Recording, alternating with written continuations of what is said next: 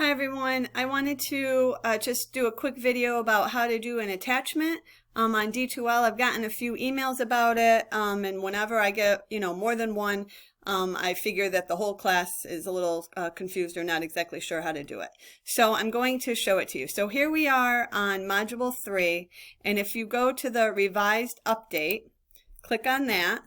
And then you're going to do start a new thread, and then make sure that you have your name in the subject area, and then right here where it says add attachment, you just click on that little arrow, and then it says upload, and then you go and you find it, and so on and so forth, where you've actually saved the Word document. And you upload that, and then you hit save and publish, and then I'll be able to see your Word attachment. So when I go in and make comments, I can download it. The same rules apply when you do your allopathic care as well.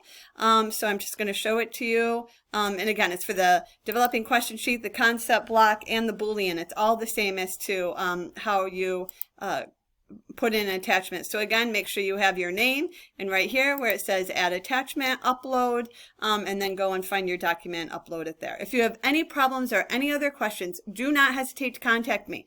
And all the best, and let me know. Okay, thank you.